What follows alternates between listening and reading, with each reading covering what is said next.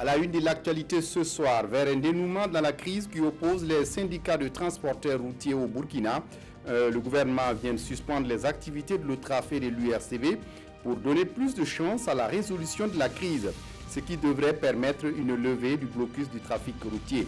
Les détails de la décision à suivre dans ce journal. Et dans ce journal, la mairie de Ouagadougou va doter la ville davantage d'éclairage solaire et faire fonctionner certains feux tricolores au solaire. Le maire vient de signer une convention avec l'Agence nationale des énergies renouvelables et de l'efficacité énergétique pour réhabiliter les lampadaires solaires et la mise en œuvre des autres projets. Un partenariat qui n'est qu'à son début, comme vous le verrez dans cette édition. Et dans cette édition, en Chine, l'enfant unique, c'est bientôt fini. Le pays inquiet du vieillissement de sa population, ses autorités veulent revoir la politique familiale. Selon un projet législatif rapporté lundi par la presse officielle, ce sont là les titres du 20h. Mesdames, Messieurs, bonsoir. Ravi de vous retrouver. Mais d'abord, parlons de cette double attaque dans la région de l'Est qui a fait au moins 7 morts parmi les forces de défense et de sécurité. La première attaque a d'abord été celle d'une brigade de gendarmerie et appelée en renfort. Les éléments sont tombés dans une embuscade. Le Premier ministre a réagi à ces attaques. Les détails avec Zalissa Sanfo. 7 gendarmes tombés au champ d'honneur, les armes à la main, et 6 autres blessés. C'est le bilan que le Premier ministre dresse de l'attaque de ce matin intervenue à Pama. C'était aux environs de 1h du matin. Une fois de plus encore, les terroristes attaquent le Burkina Faso. Et cette fois, c'est la gendarmerie de Pama, localité située à l'est du Burkina, qui a été visée. Partis de Fada, en renfort à leurs frères d'armes, des forces de défense et de sécurité n'arriveront jamais à Pama, piégés par une mine. À toutes ces familles endeuillées, éplorées, le cœur lourd, le Premier ministre a présenté les condoléances du gouvernement. Au nom du président du Faso, de l'ensemble du gouvernement et du peuple tout entier, nous présentons aux familles éplorées nos condoléances les plus émues et la compassion de la nation. Les dispositions ont été prises pour apporter les soins appropriés aux blessés et pour assurer également le transfert des corps à Ouagadougou. Attaqués, meurtris, endeuillés, mais pas vaincus. Ce soir, le Premier ministre dit apporter tout son soutien aux forces de défense et de sécurité dans ce combat combien difficile et éprouvant. Et puis les nouvelles technologies de l'information pour sécuriser les stocks d'armes et de munitions dans les pays du Sahel confrontés au terrorisme. Selon l'ONU, près de 80% des armes utilisées par les terroristes proviennent du stock de forces de défense et de sécurité de ces pays du Sahel. Et de leur côté, pour certains hauts responsables de l'armée burkinabé, ces pays connaissent de graves manquements dans la sécurisation physique et la sécurisation des stocks conformément aux standards internationaux. Explication Aruna Mari. Près de 80% des armes utilisées par les groupes terroristes proviennent des stocks des forces de défense et de sécurité, selon cet expert onusien. Une faille sécuritaire qui inquiète ses hauts gradés et autres experts en sécurité militaire. Cette rencontre de Ouagadougou veut proposer l'usage de nouvelles technologies de sécurisation des stocks d'armes et de munitions dans les pays du Sahel. Nos pays connaissent de graves manquements dans la sécurisation physique et la gestion des stocks, conformément aux standards internationaux. Et c'est dans ce contexte que le terrorisme et de la criminalité transnationale, dans lequel baigne la région du Sahel, le risque de voir des armes et de munitions extraites de nos stocks est élevé. Face à cette situation, les nouvelles technologies s'avèrent un outil indispensable car leur usage permet de pallier les risques de détournement en apportant une alternative adéquate, moins onéreuse aux pays aux capacités limitées comme le nôtre. C'est une alternative proposée par l'UNREC, le Centre régional des Nations Unies pour la paix et le désarmement. Les armes légères et de petit calibre sont concernées par ce projet. C'est très important d'avoir ces instruments pour un peu contrôler la prolifération et des armes légères et des explosifs improvisés.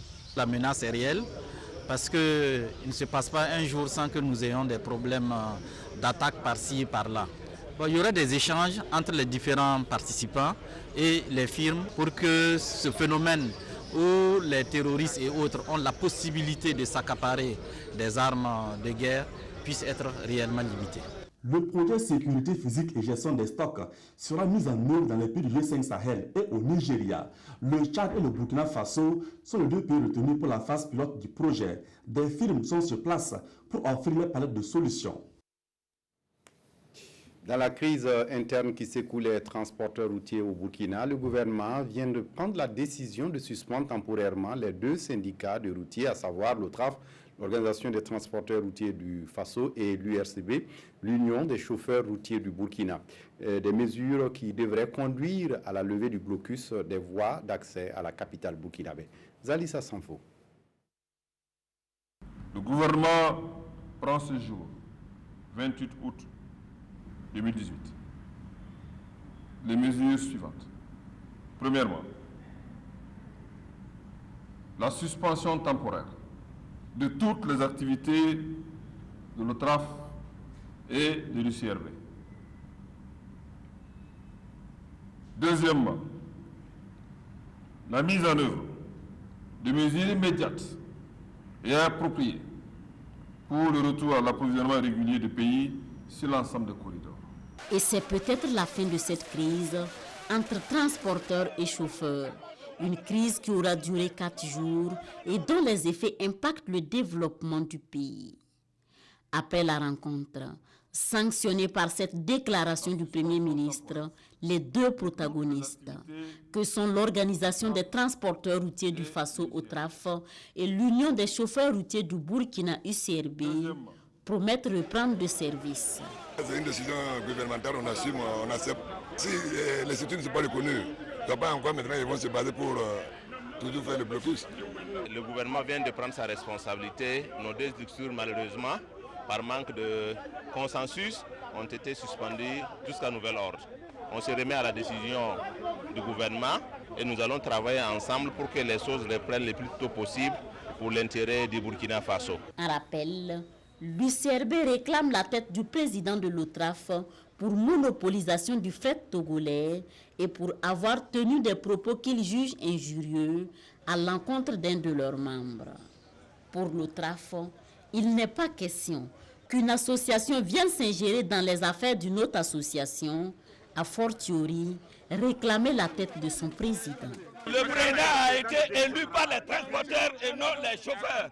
Aucun chauffeur ne peut faire démissionner le président de l'OTRAF, élu par les transporteurs. Dans tous les cas, le Premier ministre a tranché. Il faut qu'il reprenne le service. Et même si la suspension est temporaire, tous promettent travailler main dans la main pour une sortie définitive. À l'Assemblée nationale, le premier vice-président reçoit une délégation danoise accompagnée de représentants des partis politiques présents au Parlement burkinabé. Les échanges entre eux ont porté surtout sur la gouvernance et le dialogue entre les partis politiques. Maïmouna Traoré. Pour cette audience, la mission de l'Institut danois pour les partis et la démocratie est accompagnée par des représentants de partis politiques. Avec le premier vice-président, ils ont échangé sur les questions de bonne gouvernance et de dialogue entre les partis. Nous sommes contents d'avoir cette possibilité pour être ici, pour aider un peu, mais surtout aussi pour avoir écouté les espoirs des partis politiques, d'avoir un dialogue pour renforcer le développement et les solutions viables pour la société burkinabé. À travers le Centre pour la gouvernance démocratique, l'Institut met en œuvre au Burkina Faso un programme de renforcement de l'ancrage démocratique. C'est une très belle opportunité pour travailler à une meilleure stabilité, travailler à renforcer la paix au Burkina Faso, travailler à ce que les partis politiques, quelle que soit leur obédience, se retrouvent, se donnent la main, se complètent, parce que nous avons appris justement de l'expérience danoise que le compromis utile est possible. L'Institut danois pour les partis politiques et la démocratie collabore avec plusieurs partis à travers le monde. Et selon le chef de cette mission, il a produit des résultats appréciables sur la participation des femmes à la vie politique et la réconciliation dans de nombreux pays. En économie, le Burkina Faso et la Banque africaine de développement signent un accord pour le financement des réformes dans le secteur de l'énergie. Un accord de financement qui s'élève à plus de 11 milliards de francs CFA. Les détails avec Nyarki Teda. Derrière ce sourire se cache en réalité une bonne nouvelle pour le Burkina. 11,5 milliards de francs CFA sous forme d'accord pour le programme d'appui aux réformes du secteur de l'énergie. La Banque africaine de développement manifeste ainsi son accompagnement au Burkina Faso pour la mise en œuvre de son PNDS à travers ses volets prioritaires. Je voudrais dire qu'au niveau du secteur de l'énergie, quand même, c'est un portefeuille de plus de 70 milliards de francs CFA. Il y a par exemple des programmes régionaux d'électrification et à partir du Nigeria pour fournir l'énergie parce qu'ils interviennent aussi dans le cadre de l'intégration régionale, c'est un aspect important. Il y a aussi l'accès à l'énergie aux populations les plus pauvres, donc les zones périphériques de Ouaga et de Bobo-Dioulasso. Donc ça, c'est quand même très important aussi de le souligner. Et puis, bien sûr, il y a cet appui budgétaire de 11,5 milliards de francs CFA qui vient soutenir effectivement le budget de l'État. Et en accordant ce fonds, la Banque africaine de développement attache du prix à un accès inclusif à l'énergie au Burkina. Que l'électricité ne soit pas simplement réservée aux uns et pas aux autres, et je pense en particulier aux zones rurales qui restent sous-électrifiées jusqu'à aujourd'hui, mais également que l'électricité soit disponible, ne soit pas discriminatoire en termes de genre, donc l'accès des femmes de toutes les couches de la société à cette électricité soit possible. Cet accord devrait permettre de booster le taux d'électrification au Burkina, qui est de l'ordre de 3,24% en milieu rural contre 65,84% au niveau urbain. L'accord permet également au Burkina Faso de faire face au choc subi par le budget national en maintenant le programme de priorités convenu en début d'année. C'est dans ce contexte que la mairie de Ouagadougou va doter la ville davantage d'éclairage solaire et faire fonctionner certains feux tricolores au solaire.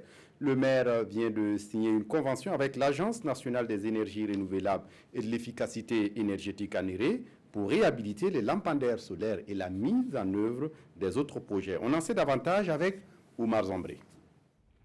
La mairie de Ouagadougou a signé une convention de partenariat avec l'Agence nationale des énergies renouvelables et de l'efficacité énergétique ANERE. Cette signature va permettre à la ville de Ouagadougou de disposer de plusieurs poteaux solaires, d'hybridation des feux tricolores sur certaines avenues et la réparation d'édifices en arrêt. Pour le directeur de l'ANERE, cet accord va faciliter la transition énergétique de la commune vers les énergies renouvelables. Il nous a donné le mandat de réhabiliter rapidement les lampadaires solaires de la ville de Ouagadougou, et ce qui rentre dans nos prérogatives, parce qu'une agence nationale des énergies renouvelables qui fait la promotion des énergies renouvelables et qui a des lampadaires solaires qui ne marchent pas. Donc ça veut dire que cette promotion ne marche pas. Ensuite, vous avez un projet majeur structurant qui est mis en place par la mairie, qui est la gare Ouaga Inter. Donc cette gare, c'est important de réfléchir comment nous allons mettre ce qu'on appelle une production d'autonomie énergétique à travers les énergies renouvelables comme source de production d'énergie. Et ensuite, vous avez éventuellement la voie Kwame Nkrumah. Kwame Nkrumah, le maire a souhaité que nous réfléchissions l'architecture de la voie en intégrant éventuellement les énergies renouvelables comme étant source de production d'énergie pour avoir une belle ville avec des luminaires alimentés par des systèmes solaires. Comme l'État a créé cette agence qui fait la promotion de l'énergie renouvelable, pour nous, la mairie de Ouagadougou, cela est une opportunité que autant de compétences soient concentrées dans une seule agence qui peut nous aider à faire les meilleurs choix possibles pour cette transition énergétique. Le maire de la commune soutient que ce partenariat vient comme une bouffée d'oxygène pour les habitants de la capitale. D'autres projets plus importants sont en cours, d'élaboration. Des nouvelles de la campagne cotonnière en cours, une équipe de l'UNPCB, l'Union nationale des producteurs de coton du Burkina, en visite dans un champ modèle à Karangasso-Sambla, dans la province du Oué. Objectif, constater l'évolution de la présente campagne cotonnière. Les détails avec Karim Sissé, sur place à Bobo Dioulasso. Lentement mais sûrement, la campagne cotonnière se déroule bien dans la province du Oué. C'est le constat fait par une équipe de l'Union nationale des producteurs de coton du Burkina à Karangasso-Sambla dans le champ de coton de Fié Tchentchen Traoré. La physionomie de ce champ force l'admiration. Pas d'attaque parasitaire, pas d'herbe et les capsules se présentent bien. Mon tracteur m'a permis de très tôt labourer mon exploitation et on a fait les semis du 5 au 26 juin. Dès lors, j'ai suivi à la lettre tout ce que les techniciens m'ont dit dans le traitement du champ. L'année passée, ce producteur avait emblavé 14 hectares en coton pour une production de 11 tonnes. Cette année, il a dans son viseur une production de 30 tonnes sur une superficie de 20 hectares. Pour les visiteurs du jour, cette prévision est réalisable. Cependant, il faudrait surtout qu'ils veillent au grain pour ne pas être surpris par les attaques parasitaires. Cette année, il s'agirait vraiment d'être très vigilant. Voilà, actuellement, c'est bon, la physionomie est bonne, mais il faut qu'ils suivent réellement l'évolution et également suivre vraiment la technique, si je peux le dire, les itinéraires techniques qui ont été recommandés par nos techniciens terrain. L'équipe de l'Union nationale des producteurs de coton du Burkina souhaite que les autres cotonculteurs du Oué s'inspirent de la technique culturelle de ce producteur modèle. Technique qui pourra permettre à chacun des producteurs de tirer son épingle du jeu.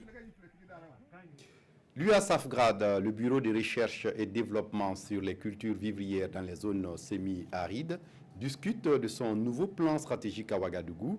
Chercheurs, décideurs politiques et partenaires se sont donc retrouvés à Ouagadougou pour réfléchir sur ce nouveau plan afin que ces actions soient adaptées aux besoins des pays membres. Oumou Sissé. Le nouveau plan stratégique et opérationnel 2019-2023 du Bureau de l'Union africaine en charge de la recherche et du développement des cultures vivrières en zone semi-aride UASAFGRAD, objet d'une rencontre à Ouagadougou. Chercheurs, décideurs politiques, partenaires techniques et financiers vont pendant 2 jours veiller à ce que les actions et les programmes du dit plan soient adaptés aux besoins des États membres. Et nous avons 2 axes majeurs. Le premier axe, donc, c'est sur la réforme des institutions et aussi une revue des politiques qui concernent donc le développement de l'agriculture en Afrique de façon générale et dans la zone semi-aride de façon particulière. Et le deuxième axe va concerner donc le développement de la recherche, la promotion de la recherche agricole. Et pour l'atteinte du développement de la recherche agricole, l'UASAFGRAD a besoin d'importants moyens financiers. Il faut reconnaître que l'Union africaine, de manière générale, y compris les institutions spécialisées telles que l'UASAFGRAD, font but à des questions d'ordre budgétaire. Ça, ce n'est pas nouveau. Et nos chefs d'État et de gouvernement, nos ministres essayent de trouver des solutions à cela. Et je pense qu'il y a une évolution favorable qui est en cours. À cette rencontre, il sera question de faire une évaluation profonde du plan stratégique précédent afin de mieux réussir le plan 2019-2023. Et puis un atelier pour valider le plan d'action pour le développement de la filière porcine au Burkina. Un atelier qui se tient à Ouagadougou pour revisiter les activités contenues dans ce plan. Bouma Ernest Debier. Élaboré depuis 2003, le document servant de guide dans l'élevage des porcs au Burkina semble dépassé. Réunis ici en atelier, les acteurs du domaine veulent le réadapter aux exigences actuelles de la filière. Vu les nouveaux référentiels que le Burkina a adoptés et l'évolution des activités sur le terrain, il était nécessaire et impérieux de procéder à une révision pour actualiser et mettre en phase un nouveau plan pour dérouler et mieux prendre en charge donc, la filière porcine qui contribue énormément à la richesse du Burkina Faso et à lutter contre la pauvreté. Dans la validation de ce guide, plusieurs axes seront revus et corrigés en vue du développement de la filière. Et un accent particulier sera mis sur l'élevage à cycle court. Et puis le procès du putsch manqué de 2015 s'est poursuivi ce matin au tribunal militaire avec le lieutenant Bourema Zagré. Durant 4 heures, ce sont des débats de droit sur le statut réel de l'accusé lors des faits. Pendant le coup d'État, effectivement, le lieutenant était de la mission de l'ONU au Mali et en permission au Burkina Faso. Après lui, le sergent Amidou Pagbelem est appelé à la barre, celui-là même qui a participé aux missions d'interruption des radios à Ouagadougou pendant les faits. Ils sont allés à Cambouissin, à Omega FM et à Savane FM. Draman Guéné, Zoubaviel David Dabiré pour les détails. Le lieutenant Bourema Zagré du bataillon Badenia 3 de l'aménagement est à son 2e jour d'audience ce matin. Durant 4 heures, ce sont des débats de droit sur le statut réel de l'accusé lors des faits. Pendant le coup d'État, effectivement, le lieutenant était en mission onusienne au Mali et en permission au Burkina. Pour le parquet militaire, il était en situation de détachement à l'aménagement, donc n'était plus en ce moment des rangs de l'armée burkinabé. Par conséquent, il comprend mal qu'un permissionnaire onusien intègre l'armée burkinabé et y pose des actes sans pour autant être officiellement rappelé. Non, retorque l'accusé. C'est du RSP que je suis allé au Mali et j'allais y revenir après ma mission. Donc, je n'étais pas déconnecté de l'armée burkinabé. Le chef militaire qui m'a aussi donné l'ordre savait bien que j'étais en détachement. L'accusé se défend. Les chefs militaires du RSP n'étaient pas nommés par le régime du CND. Donc, ils étaient légitimes et compétents pour me donner des ordres.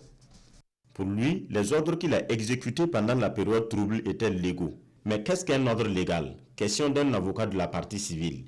Le lieutenant répond, un ordre légal, c'est un ordre qui n'est pas illégal. Un ordre illégal, c'est un ordre qui n'est pas légal.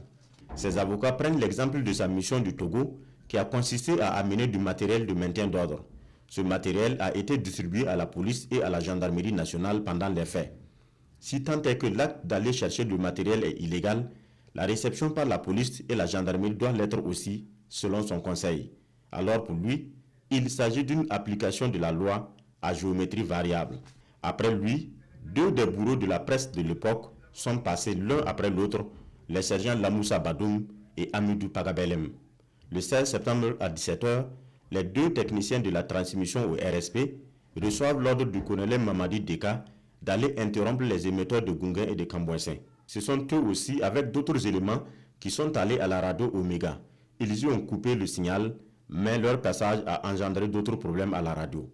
Le parc à moto était incendié, 6 engins sont partis en feu.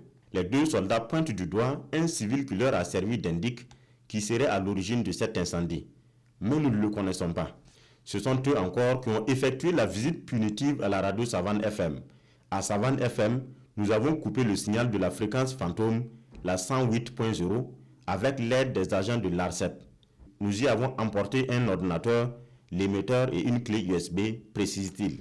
Avant que le sergent Parabellem ne vienne à la barre, son binôme Lamoussa Badoum a eu un incident pendant son interrogatoire. Il y avait une irrégularité dans la pièce de son procès, en l'occurrence le PV d'interrogatoire au fond. Le PV que détenait alors le parquet est signé de l'accusé et du juge d'instruction qui est censé être un exemplaire de celui apporté à son conseil.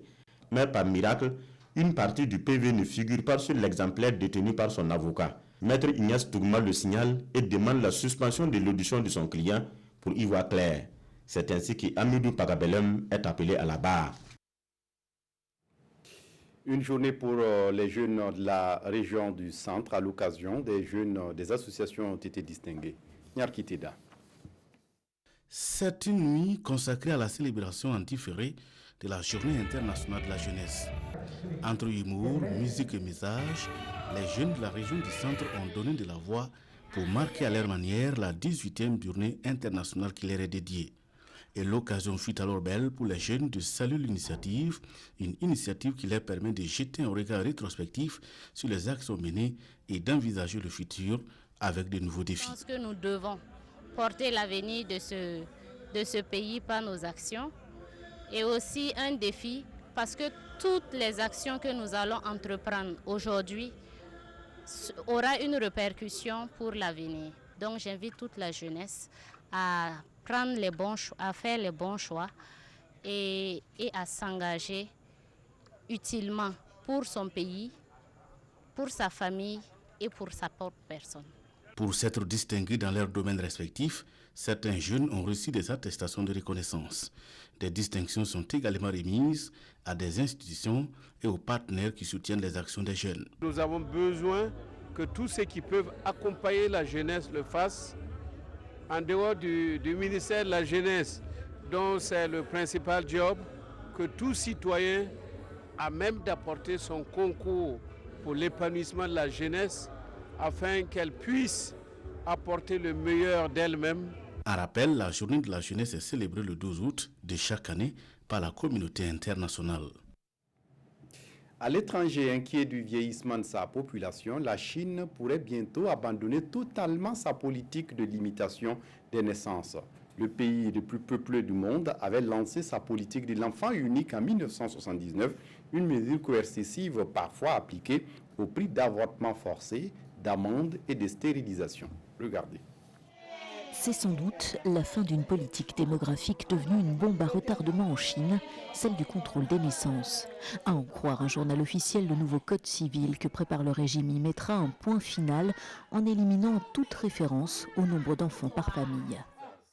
Pendant plus de 35 ans, la politique de l'enfant unique a été appliquée avec la plus grande sévérité, entraînant des avortements forcés et des stérilisations, mais aussi un déséquilibre grandissant, les personnes âgées et les garçons étant de plus en plus nombreux.